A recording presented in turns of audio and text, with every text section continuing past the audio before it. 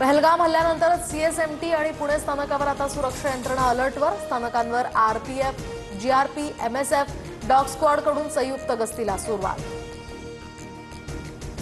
भारत आणि फ्रान्समध्ये 26 राफेल विमानांच्या खरेदीसाठी 63,000 कोटींचा करार. भारतीय नौदलाची ताकद यामुळे वाढणार. पहलगाम हल्ल्यासाठी ड्रोनचा वापर होणार होता, पण गर्दीमुळे ड्रोन वापरण्याचा निर्णय रद्द. एनआयएच्या तपासातनं माहिती समोर. पाकमधील 10 व्यक्ती 6 दहशतवाद्यांच्या संपर्कात असल्याचंही समोर. माजी क्रिकेटपटू शोएब अख्तरच्या युट्यूब चॅनलसह 16 पाकिस्तानी युट्यूब चॅनल्स भारतात ban. Samaa TV, Bol news यासह जिओ न्यूजवर सुद्धा भारतात बंदी. वाल्मिक कराडचा सिटी स्कॅन रिपोर्ट नॉर्मल आल्याची माहिती. शुगर कमी झाल्यामुळे कराडला त्रास झाल्यानं वैद्यकीय तपासणी. इतर चाचण्यांचे रिपोर्ट्स आल्यानंतर आता कराडवरील उपचाराची दिशा ठरणार.